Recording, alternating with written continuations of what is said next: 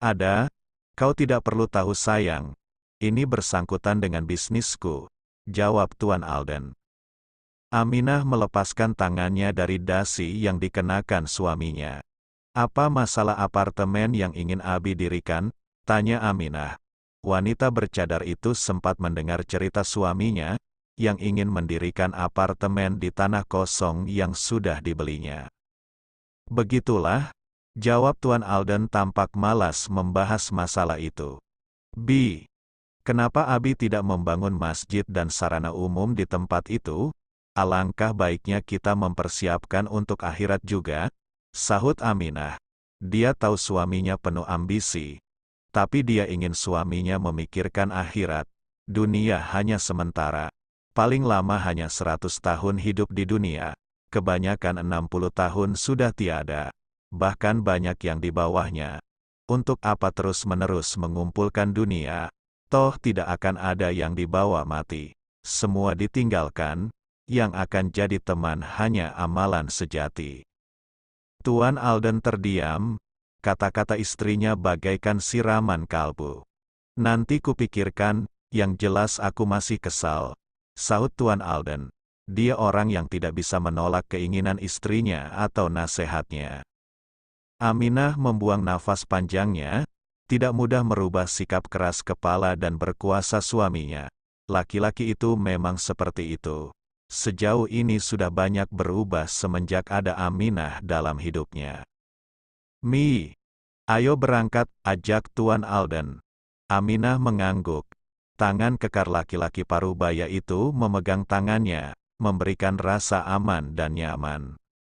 Mereka berdua keluar dari kamar, berjalan turun ke lantai bawah bersama, seperti sepasang kekasih. Meskipun sudah tua, keduanya masih romantis. Tuan Alden yang paling romantis dan perhatian, tak bisa sehari pun dilewatinya tanpa istrinya. Dia ingin selalu bersama wanita bercadar itu. Di gedung Four Golden, Taren dan Humaira berdiri di pelaminan menyalami satu persatu tamu undangan. Bagi bukan mahramnya hanya menangkupkan tangannya. Mereka mengucapkan selamat dan tak lupa berfoto dengan pengantin. Semua tamu memadati tempat itu. Kiai Abdullah dikenal banyak orang. Prestasinya sebagai pimpinan pondok pesantren membuat namanya begitu harum. Dari berbagai kalangan datang dan menyaksikan pernikahan putrinya. Gedung itu seperti sebuah negeri putih, karena dipenuhi berbagai ornamen berwarna putih. Baik bunga di dinding, atap dan di semua sudut ruangan. Kursi-kursi juga berwarna putih. Begitupun dengan karpet putih yang memanjang dari pintu masuk hingga pelaminan. Dekorasi pelaminan juga bernuansa putih sebagai tanda bersih dan suci. Sayang, tamu Abimu banyak banget, ucap Taren. Entah berapa ratus mungkin ribu orang yang sudah disalaminya. Alhamdulillah, berkahnya bersilaturahmi sayang, sahut Humaira. Taren mengangguk. Dia tidak memiliki siapapun yang diundang. Hanya Max dan Diandra keluarganya, dan kedua anak buah Max yang setia. Aku beruntung memiliki bidadari cantik dan soleha seperti dirimu, ucap Taren. Alhamdulillah, sahut Humaira. Senyuman manis terpancar dari wajah Taren untuk istrinya. Mereka berdua bersemangat menyambut para tamu yang jauh-jauh datang untuk pernikahan keduanya. Diandra dan Max hanya berjaga, mereka tidak ikut berdiri di pelaminan, memilih melihat-lihat tamu undangan dan situasi, begitupun dengan kedua anak buah Max. Sayang, kalau kau capek kita beristirahat dulu, ucap Max. Istrinya sedang hamil meskipun dia sekuat baja, tetap saja Max tidak mungkin membiarkan istrinya kelelahan, apalagi Max Junior bersemayam di rahimnya. Belum sayang, aku masih ingin di sini, jawab Diandra. Max mendekat, tak peduli orang-orang akan melihatnya sebagai suami yang bucin. Tangannya mengelus perut Diandra. Apa si kecil baik-baik saja? Tanya Max. Insya Allah, jawab Diandra. Kau semakin cantik semenjak hamil, abis ini kita ke hotel sayang, ajak Max. Di rumah lebih menyenangkan bos. Ngapain ke hotel? Sahut Diandra. Dia memegang dada Max. Kali-kali kayak orang kebanyakan duit. Jawab Max. Dulu dia bergelimang harta meskipun semua hartanya haram. Tapi kini dia meniti dari bawah. Tapi dia tidak bersedih. Ada wanita kuat yang siap dan ikhlas menemaninya dari bawah. Mentang-mentang baksonya laku ya, Pak Bos mau nginep di hotel.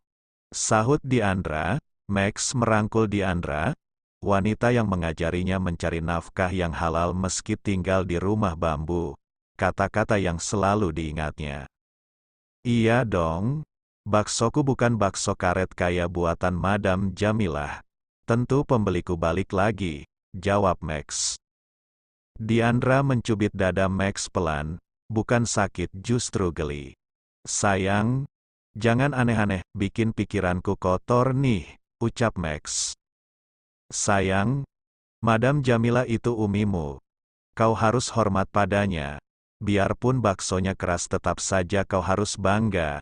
Beliau sudah membesarkanmu dan adikmu. Sahut Diandra. Siap Bu Bos, ucapanmu adalah perintah untukku, jawab Max. Diandra tersenyum di balik cadarnya. Anak buahmu kemana? Tanya Diandra. Paling mereka memata-matai tamu undangan. Aku menyuruh mereka berjaga, jawab Max. Diandra mengangguk paham. Benar kata Max, dua anak buahnya memang memata-matai tamu undangan. Siapa tahu mereka bawa barang haram, benda tajam, atau hal berbahaya lainnya. Berhenti, Dudu menghentikan bapak-bapak perut gendut dengan pasangannya. Ada apa? Tanyanya. Bapak tadi berduaan dengan ibu-ibu gendut, kenapa sekarang berduaan dengan nona cantik dan seksi ini? Tanya Dede. Betul. Apa Bapak punya dua istri? Tanya Dudu.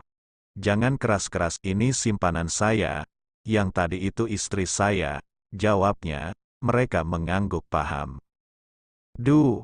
Memang kita harus mencurigai Bapak yang memiliki simpanan ini? Tanya Dede. Gak tahu. Bos tadi menyuruh kita memata-matai, jawab Dudu. Tapi ini kasus perselingkuhan, bukan ranah kita, sahut Dede. Benar juga, kebanyakan kalau kita berurusan dengan kasus ini, jawab Dudu. Jadi gimana nih?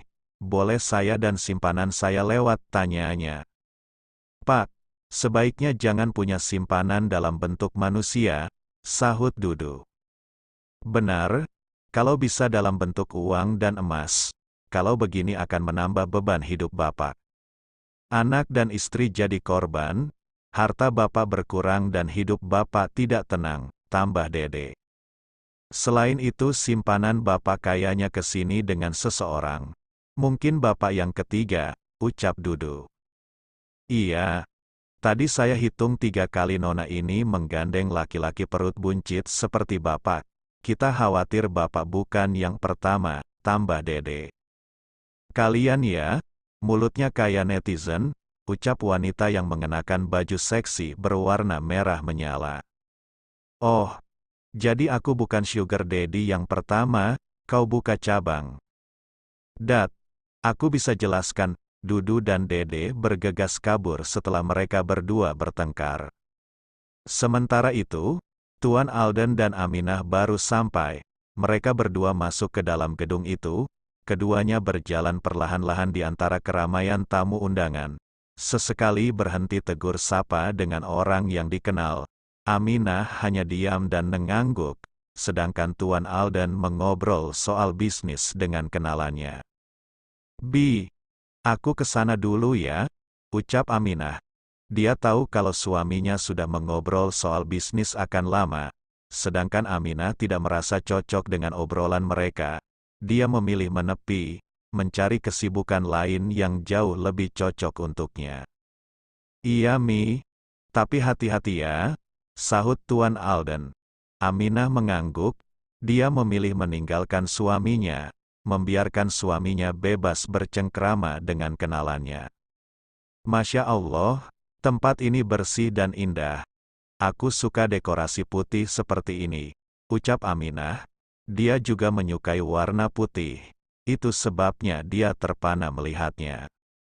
Aminah melihat-lihat semua yang ada di dalam, beberapa kali menganggukkan kepalanya sekedar menghormati orang yang tersenyum padanya.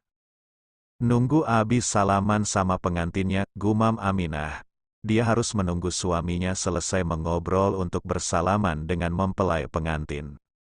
Kedua netra wanita bercadar itu melihat-lihat sekeliling. Dia melirik sebuah tempat yang membuatnya mengingat masa lalu. Es krim? Dulu Diandra dan Davendra paling suka makan es krim, ucap Aminah. Matanya berkaca-kaca teringat masa lalunya. Dia melangkahkan kakinya menghampiri tempat es krim. Dia berdiri di belakang anak-anak yang mengantri es krim. Aku mau es krim, aku juga, anak-anak ricuh. Mereka menginginkan es krim lebih dulu, mereka saling mendahului satu sama lain.